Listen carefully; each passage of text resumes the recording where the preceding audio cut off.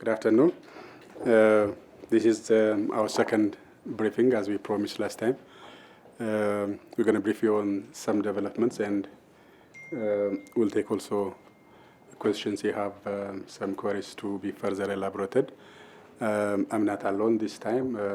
I have the general who might address your questions that are not my bag. Issues that are going on the field and some technical matters with regard to the military operations. I just want to begin with some of the pointers that we just abundantly made clear last time, which has to do with as to who initiated the attack. The first claim, which was done by the TPLF leadership, was that they told to the public and to the world that they were attacked by the Ethiopian Defense Force. We categorically repudiated on the very onset. Now they have come to the open and admitted and brazenly bragging about how they attacked the defense forces as what they call the preemptive strike. So now it is clear as to who initiated the attack, which we deemed it already the Treasonous Act, and which justifies the law enforcement operation going on by the government.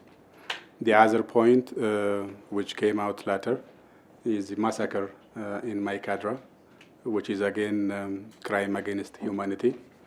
Now it's been picked up by the international community, and it had become clear that civilians who were non-Tigrayans were actually attacked in their hundreds. That was very egregious act, very inhumane and very much heinous act. That now they kept quiet until the National Defense Force arrived to the area and discovered the bodies, the injured, and the very much traumatized civilians in the areas which they were controlling. Now it's very much clear again as to who would commit that kind of crime. What happened when the defense forces arrived the area will be actually elaborated by General. He will tell you what his friends have discovered in the area when the TPLF special forces and the militia left the area, attacking civilians, massacring without sparing even children and women. Now they are saying it has to be investigated. It could be investigated. Investigation could be relevant as to identify who actually gave that order, and which members of the special force and which members of the militia who actually committed the act. Otherwise, the order was given, the intention was given by the entire leadership, and the entire leadership, especially the upper echelon, is the one to blame, because they've been very much adamant in creating hysteria and uses of alienation of the Tigrayan people, as if the defense forces have been there to subdue and to harass Tigrayan people, as if it had never been collecting their resources, as if it had never been contributing its own salary to build amties, as if it had never been toiling with the peasants, living their own life with both difficult times and at times of jubilation. The army had been there for 2 decades. And now, because they renegade themselves to turn against their own defense force, which they've been training, which they've been leading, so they must have ordered their own special forces. The reason is they don't care about the people they think they represent, because there have been hundreds of thousands and millions of Tigrayans outside Tigray being scattered in different parts of Ethiopia. And the motive is, once they are attacked non-Tigrayans there, they expect other Ethiopians could retaliate by attacking Tigrayan people who are living everywhere. And then that would further escalate the tension, that would further escalate the division, and thereby they cut all the fabrics which would connect Ethiopians together, and that would further alienate the Tigrayan people And then in a bid for the secession, you must have been aware by now that they are calling their special forces and militias as Tigrayan Defense Force. So that is paving the way to cut all the fabrics which have put us together, to melt all the glue which actually put Ethiopians together, and then to further alienate Tigrayan people so that they can turn their back on Ethiopianism and move away. So that is the premeditated and very much planned atrocity, which was to trigger revenge by other Ethiopians against Tigrayans. That's why the government is now clear to give an order to all the administrative areas whereby the communities could usher and also sue Tigrayan Ethiopians not to be scared, not to be afraid of, or if any malfeasance discovered by any Ethiopians, whether for economic reason, whether for political reason, whether for reasons which could not be tenable in any way, so the government would take serious action. And now that's why the mayor of Addis Ababa went out to the public and gathered Tigrayan people and discussed with others. So that direction is to actually douse the very much incitement where the TPLF leadership try to instigate in Ethiopia. So we're not going to allow them. Ethiopians, we're not going to allow them. We stand together, and even Tigrayan people would breathe the air of freedom like other Ethiopians are now trying to have. That's what the Ethiopian government is doing, law enforcement and rooting out bad elements from our political dispensation. This is one thing. The other aspect, we actually made it clear again, they are trying to escalate the issue and then attack the neighboring people, neighboring regions, whereby the conflict would be spiraled to the national level.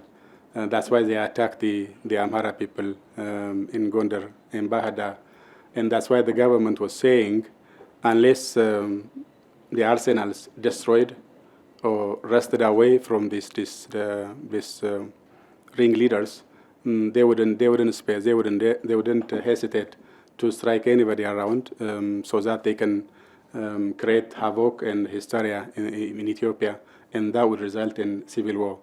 So that's why the government has to destroy their armaments which have been discovered, and now we keep on destroying as we go along. These were the very points which we raised, and then now they have become public records, and every one of you are aware of those issues. The other aspects that we also wish to make it clear is they are trying to scare the Tigrayan people so that they can flee away from home and go to other areas, because then they can create humanitarian crisis, which might also trigger the international attention, and then the international community might be compelled to rush in for mediation to avert the inevitable human crisis. So these are the points we wish to share with you, and then you might have also been somehow sensed that these are the things going on.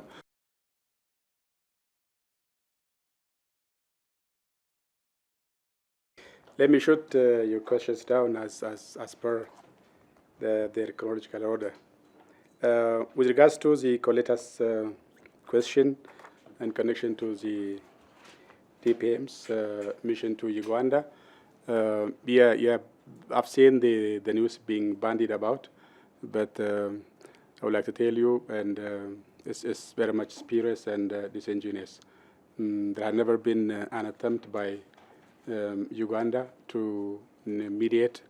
We've never heard a question from Uganda, and we've never also asked Uganda or any other country to mediate, because our position was very much clear from the onset. Yes, the mission is sent to Uganda, but not to Uganda, but to the entire region. And the mission that was delegation led by Deputy Prime Minister and Foreign Minister covers around 6 countries, particularly the IGAD member countries. So it's not solely destined to Uganda. Now they met with His Excellency Museveni, And now in the afternoon, they will meet with Kenyatta, and then it goes on. So it has nothing to do with mediation. Rather, the delegation actually was interested to deliver a message of the Prime Minister, which augments and buttresses and make it further clear that we don't need any mediation until we bring the ringleaders to court, because any mediation would incentivize impunity and unruliness. So any partner who wishes the holding together of Ethiopia, and then the government has to be supported to make sure that the law of the land is upheld. To equate the government with any subnational entity who threatens the very existence of the country would actually elevate such impunity. And if impunity reigns in Ethiopia, then Ethiopia wouldn't exist.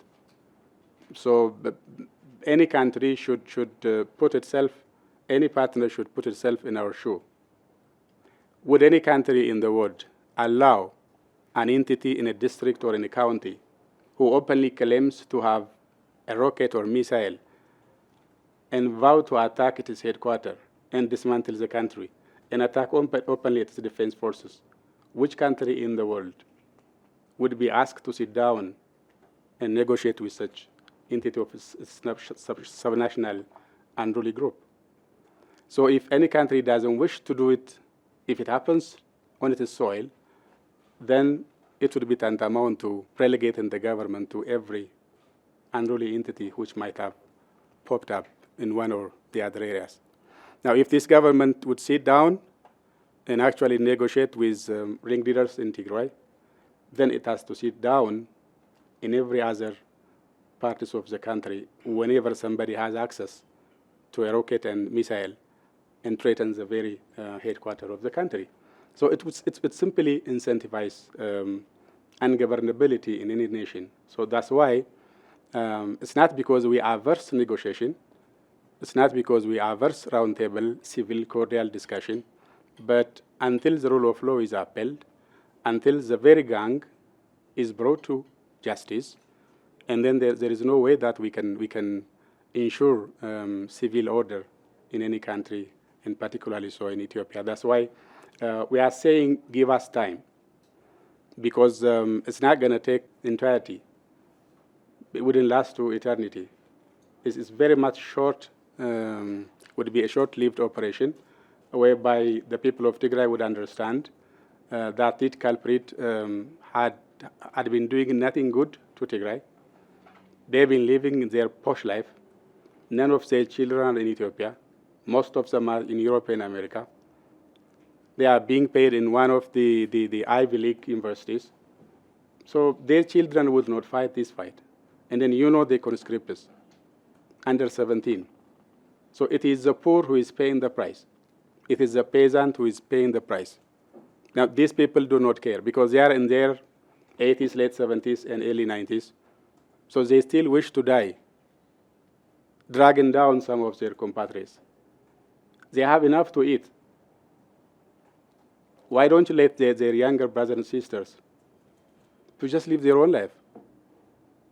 So that's the question the government is asking. Very short time, so that people would understand and push them away.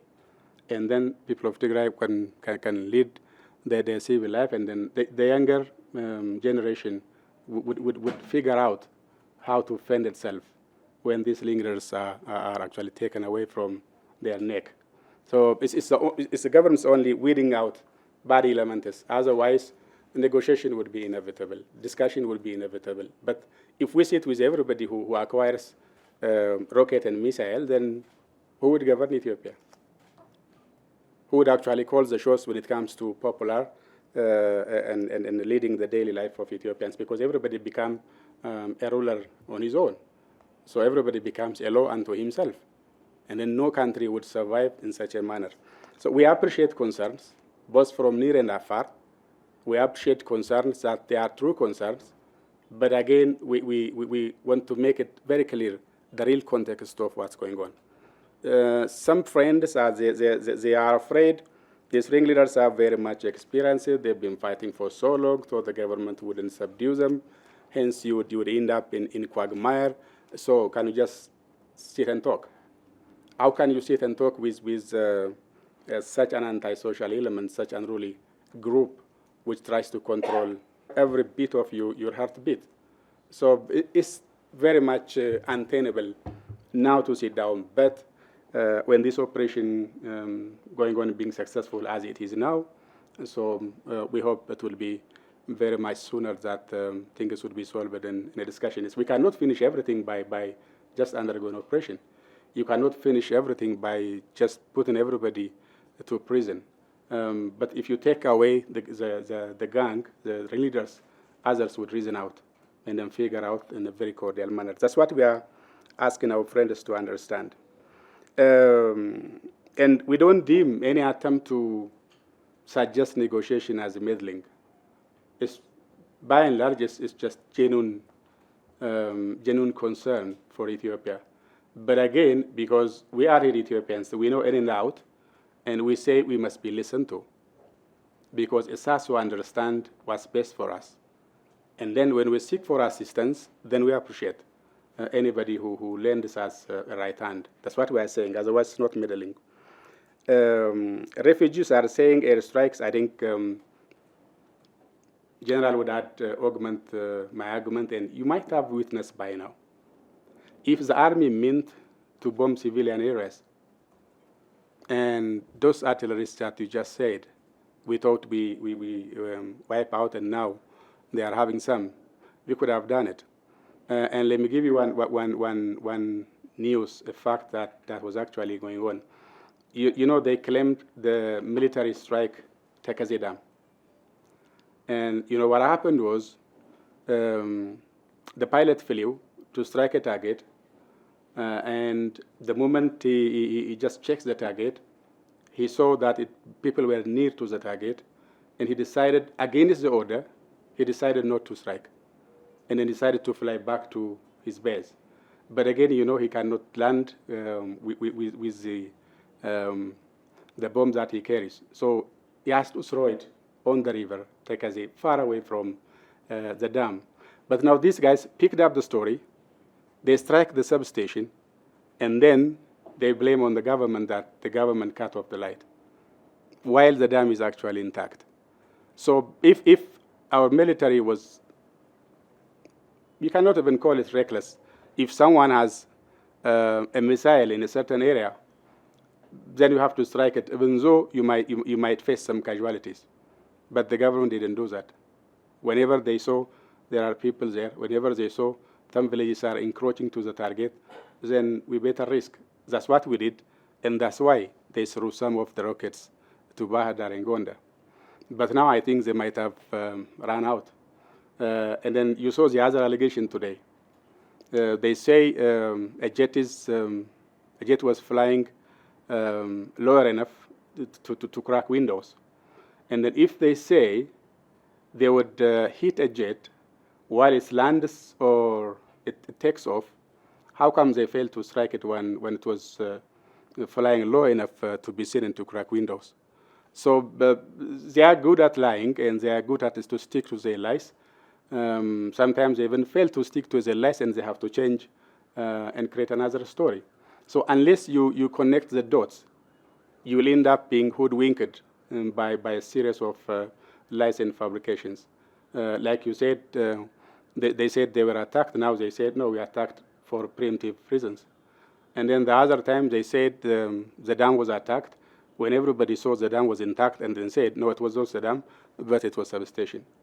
And on the other time, they said they would strike everybody, and then when they fail, now the government is actually now striking the civilians. Our fear was they can't even strike their own civilians, yeah? And then they blame on the government, because they can create more anger by the public. So these are the points which you mentioned. Another, yes, there was a strike, and the strike was not on Mekelle, it was on Sabarbas. But because General May augmented, these fighter jets do use very high energy, and when they fly, they have a huge sound that can crack windows, and when it goes a little bit down, then it might have serious impact, even though it may not strike the actual civilian area. So it flew, attacking military targets which might be used by the TPLF leadership and its special forces.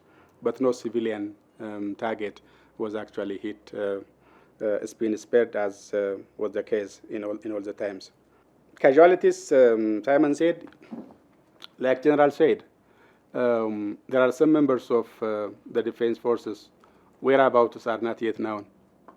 And because in Mekelle areas, it was easiest, as I told you last time, it was easiest to subdue because most of them were staffers, health, and other administrative professionals, most of them.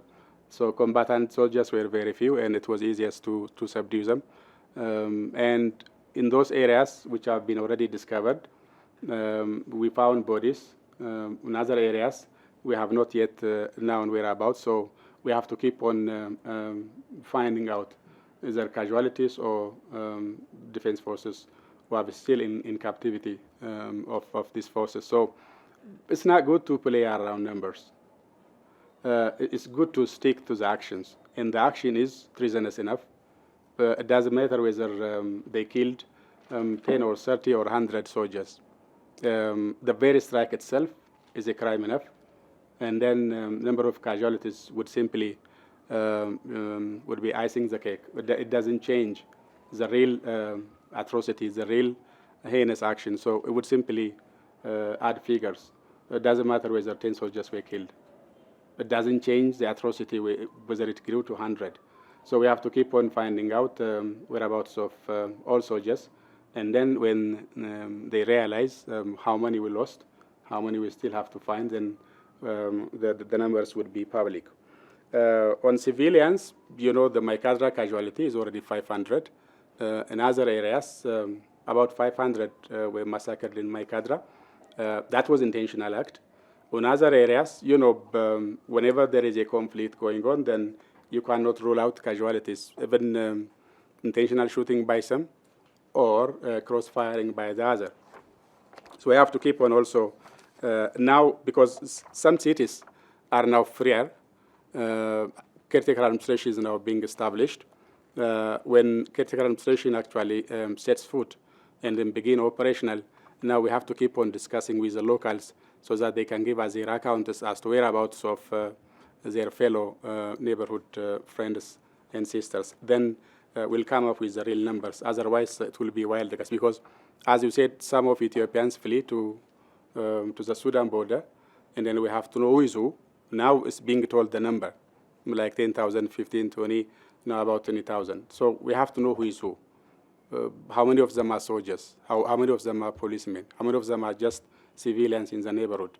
And then we'll come up with other numbers whereby those who didn't cross, those who have not found out, but now they could be missing, then those missing people must be searched. Then when you finish hoping to search, then the numbers will come up and then be public.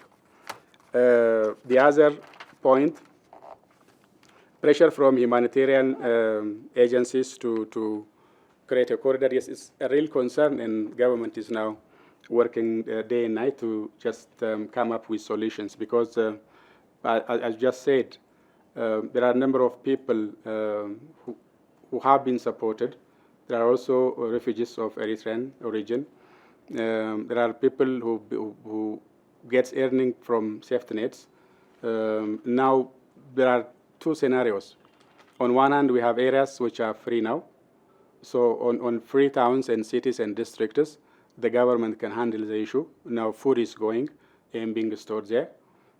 In other areas, still deep into the conflict areas, which have yet to be free.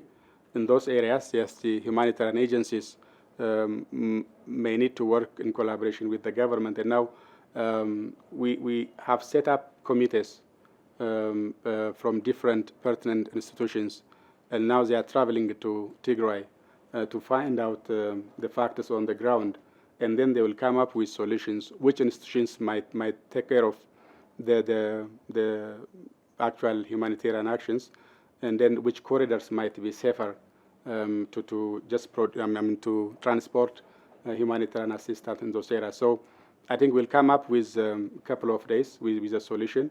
And then we've already been working with OCHA and UNHCR and others, and ICRC, and government institutions with Minister of Peace, our minister itself, from Defense and others. Now we've sent a delegation, and that team would look out for factors on the ground, and then we'll come up with a plan as to how to actually take care of the humanitarian issues before it becomes crisis. Now it's a concern. It's not yet a crisis, but we can manage it, we hope, before it becomes a crisis. So these are the pointers. I just would... okay, Iskandar, you had one question. The PM said that Ethiopia is capable of funding itself, whether it is related to Eritrean... no, you see, TPLF leadership was accusing government of colluding with a foreign entity to subdue them. And I just want to, I just would rather you refresh your memory as to why the Northern Command was there for the last 20 years.